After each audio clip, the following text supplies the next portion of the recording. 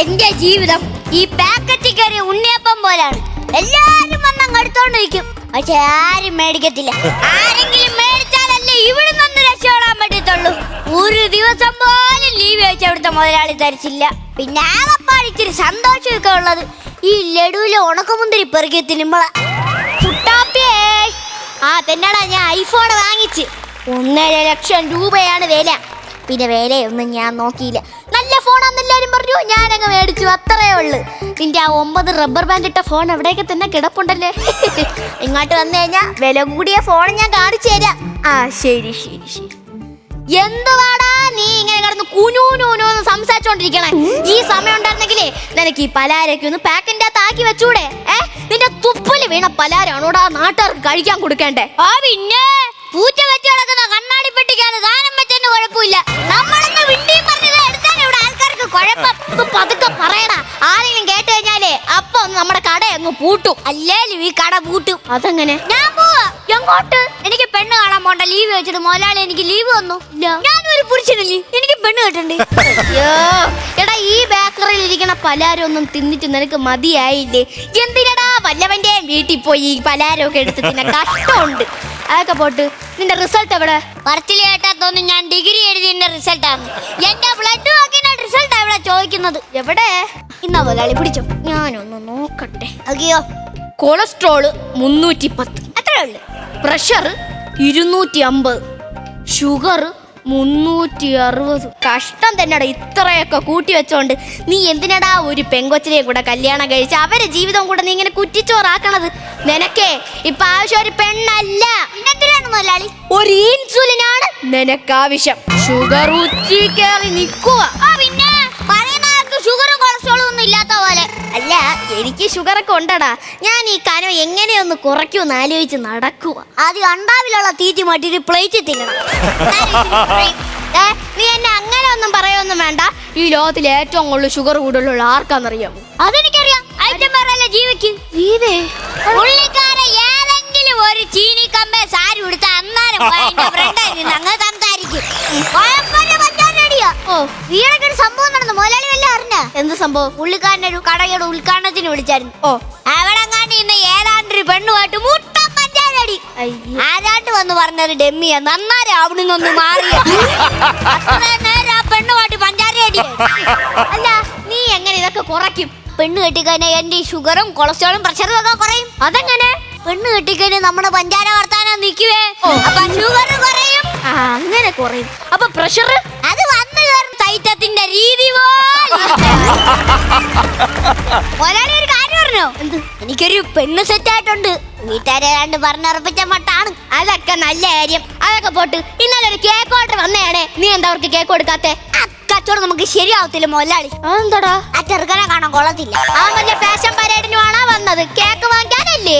അതൊക്കെ പോട്ട്, ആ ചെറുക്കന്റെ പേരെന്തര്? അവന്റെ പേര് ഫെഡറിക് ഡിസൂസ അങ്ങനെങ്ങാണ്ടാണ്.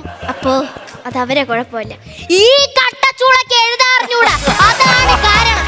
വെറുതെ ഞാൻ അവരെ അങ്ങ് തെറ്റിദ്ധരിച്ച്. അപ്പൊ ഇവ കാരണമായിരിക്കും എന്റെ പല കേക്കും ഇരുന്നങ്ങ് പോകുന്നത്. എടാ, നമ്മളെ ഷവർമ നടത്തിയിട്ട് ഏകദേശം 1 മാസമായി. ഷവർമ നടത്തിയിട്ട് ഏതാണ്ട് 1 മാസമൊക്കെ ആവുന്നു. പിന്നെ ആരാ മിഷനിൽ ഷവർമ ഉണ്ടാക്കി വെച്ചേക്കണേ? അത് ഷവർമ ഇല്ല. പിന്നെ ആള് വനക്കോ ആ മിഷൻ ഇല്ലാത്തോണ്ട് ഒരു തേനീച്ച കൂട് കൂട്ടിയിട്ടേക്കുന്നത്. ഷവർമ ഒന്നും തന്ന് വെട്ടാൻ നിൽക്കല്ല, അത് കുത്തി കയറ്റി തരും ഞാൻ പറഞ്ഞേക്കാം. എന്നാ പിന്നെ നീ ഒരു കാര്യം ചെയ്യും, അപ്പത്തെ DTP സെന്ററിൽ പോയി പെട്ടെന്നൊരു പ്രിന്റ് എടുത്ത് പെട്ടെന്ന് കിട്ടും. അല്ല, എന്ത് പ്രിന്റ് എടുക്കണ്ടേ? ഇവിടെ നല്ല നാടൻ തേൻ ലഭിക്കുമെന്ന്. അറിയാൻ പറ്റത്തുള്ളൂ നാടൻ തേനാണോന്ന്. അത് ശരിയാണ് കേട്ടാ. അയ്യോ, ഇതാരെന്നെ വിളിക്കണത്? ഒറ്റ സെക്കൻഡ്. ആ ഹലോ, പറഞ്ഞോളൂ. ഇത് വനിതാ ബേക്കറി അല്ലേ? അതെ, വനിതാ ബേക്കറിയാണ്. എനിക്കൊരു ആനിവേഴ്സറി കേക്ക് വേണമായിരുന്നു. കേക്ക് എന്ന് പറയുമ്പോ ഏത് കേക്ക് വേണം? ഇവിടെ കുറെ കേക്ക്. വാഞ്ചോ ഉണ്ടോ? വാഞ്ചോ? ആ വാഞ്ചോ ഉണ്ട്, വാഞ്ചോ ഉണ്ട്. വാഞ്ചോ എന്നാ വാഞ്ചോ മതി. ആ വാഞ്ചോ മതി. എന്റെ പെട്ടെന്ന് ഒരു വാഞ്ചോ പെട്ടെന്ന്. എന്ത് വെയിറ്റ് ചെയ്ത്? ആ പറഞ്ഞോളൂ മാഡം, പറഞ്ഞോളൂ. പിന്നെ ഞാൻ പറയുന്ന കാര്യം അതിലൊന്നും എഴുതണം കേട്ടോ. ആ എഴുതാം മാഡം. എന്തെങ്കിലും എഴുതണോ? കഴിവ ഞാൻ വെട്ടിക്കാര്യം ആകെ കിട്ടുന്ന ഒരു ഓർഡറാണ്, ഞാൻ എഴുതിക്കോളാം. ആ പറയൂ മാഡം, എന്താണ് എഴുതേണ്ടത്? Happy wedding anniversary RK Louis and Merlin Philip. അതെ, ഇതിവിടെ എഴുതി കഴിഞ്ഞാൽ 250 പേജിന്റെ ബുക്ക് ഞാൻ എഴുതേണ്ടി വരും. എഴുതാ അറിയത്തില്ലല്ലേ? അപ്പോൾ ലൈഫ് സ്പീക്കർ ഇടും. ഹലോ മാഡം, നിങ്ങളുടെ പേരെന്താന്ന് പറയൂ, ഞാനിപ്പോ എഴുതി തരാവേ. Merlin Philip. വീട്ടുപേര് പറയാനല്ല, നിങ്ങളുടെ പേര് പറയാതി. RK Louis and Merlin Philip. Madam, ഇത് ഞങ്ങൾ എഴുതി വരുമ്പോ നിങ്ങൾ ഇവിടുത്തെ മൊത്തം കേക്ക് മേടിക്കേണ്ടി. അത് ഞങ്ങൾക്കൊന്ന് എഴുതി പഠിക്കണം. അതുകൊണ്ട് മാഡം ഒരു കാര്യം ചെയ്യും, ഈ നമ്പറിൽ നിന്ന് നിങ്ങളെ വാട്സപ്പിൽ നിന്ന് അത് മൊത്തം ഇങ്ങോട്ട് ടൈപ്പ് ചെയ്ത് അയച്ചുക. ഓ എന്നാ ശരി, ഞാൻ അങ്ങനെ അയക്കാം. ആ ശരി. ബുദ്ധിയൊക്കെ വേണം വല്ലപ്പോഴും. പൂരിയെന്ന് ശരി, ഇതാറ് ഈ സമയത്ത് വിളിക്കുന്നത്? ഹലോ. അയ്യോ, മെത്തോളാ വിളിക്കുന്നത്, അറിയത്തില്ല. ഓ മനസ്സിലായി. പോ എന്താ ഇങ്ങോട്ട് പറഞ്ഞോടുന്നോ? വിട്ടല്ലേ? ആ ശരി. എന്റെ ദൈവമേ, ആ കൊച്ചിന്റെ വല്യമ്മ ഇങ്ങോട്ട് വരുന്നു എന്നെ കുറിച്ച് അറിയാൻ. അവരുടെ അടുത്ത് ഞാൻ പറഞ്ഞേക്കുന്ന ഈ ബേക്കറി എന്റെ അമ്മ. നീ എന്തൊരു ചെയ്യാ? എന്തുവാണ് നീ ഇങ്ങനെ കടന്ന് മറിയുന്നത്? മലയാളി, ഒരു കാര്യം പറയട്ടാ. പറഞ്ഞു. മറ്റേ കൊച്ചിന്റെ വല്യമ്മച്ചി ഇങ്ങോട്ട് വരുന്നു. വരട്ടെ, നല്ല കാര്യമല്ലേ. അവര് വരുമ്പോ ഞാൻ പറഞ്ഞോളാം, നീ എന്റെ നല്ലൊരു തൊഴിലാളിയാണ്. തൊഴിലാളിയാന്ന് പറയുന്നതാണ് ഇവിടുത്തെ വിഷയം. അതെന്ത് വിഷയടാ? ഞാൻ സത്യമല്ലേ പറഞ്ഞേ? എന്നാ പിന്നെ ഞാനൊരു സത്യം പറയട്ടാ. പറഞ്ഞു. മലയാളി എന്നെ ഇവിടുന്ന് പിരിച്ചുവിടല്ലോ. നോക്കാം. ഞാൻ കുറെ നാളായില്ലോ കുറെ അടുത്ത് പെണ്ണ് കാണാൻ പോന്നു. അതെ. അപ്പൊ എല്ലായിടത്തും പോകുമ്പോ എല്ലാരും പറയുന്നു എന്തെങ്കിലും ജോലിയോ ബിസിനസ്സോ വല്ലതും വേണമെന്ന്. ഞാൻ ഈ പെണ്ണിന്റെ അടുത്ത് പറഞ്ഞേക്കുന്ന ഈ ബേക്കറി എന്റെയാണ്. എന്ത്? വനിതാ ബേക്കറി എന്റെയാണ്. എങ്ങനെ തോന്നിയടാ നിനക്ക് എന്റെ അടുത്ത് ഈ ചതി ചെയ്യാൻ? ഒരു കലകാര്യത്തിന് വേണ്ടിയല്ലേ? ശരി, ഒരു നല്ല കാര്യത്തിന് വേണ്ടിയല്ലേ, ഞാൻ സമ്മതിക്കാം. പിന്നെ വേറൊരു കാര്യം കൊണ്ടുണ്ട്. എന്ത് കാര്യമാണാവോ? ഒരു 5 മിനിറ്റ് നേരത്തേക്ക് മുതലാളി തൊഴിലാളി, ഞാൻ മുതലാളി. അതൊന്നും പറ്റൂല. പിന്നെ അതൊന്നും പറ്റത്തില്ല. അതൊന്നും പറ്റത്തില്ല. ഇത് കാലാണോ അതോ ഓട കോരുന്ന മൺവെട്ടിയാണോ? പിടിക്കുമ്പോൾ ഇത് എന്തൊരു ചെയ്യുന്നത്? വല്ലപ്പോഴും ഇത് കഴി കൂടെ ഇങ്ങേർക്ക് പോയാ.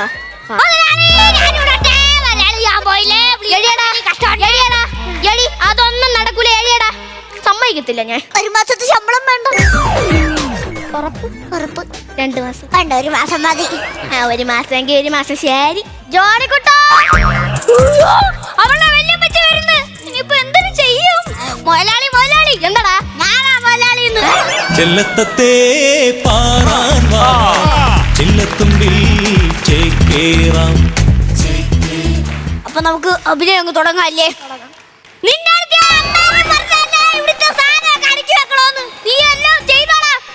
ആ മുട്ട പപ്സിന്റെ അകത്ത് മുട്ട ഉണ്ടോന്ന് പോയി നോക്കിയാണ്. സാധാരണ എല്ലാ മുട്ട പപ്സിന്റെ അകത്ത് മുട്ടയുണ്ട് മുതലാളി. അതുപോലെ അവര് നമ്മളെ പറ്റിച്ചാലോ? നീ പോയി എല്ലാ മുട്ട പപ്സും കീറി നോക്ക, അതിന്റെ അകത്ത് മുട്ട ഉണ്ടോന്ന്. ജോണിക്കുട്ടിയെ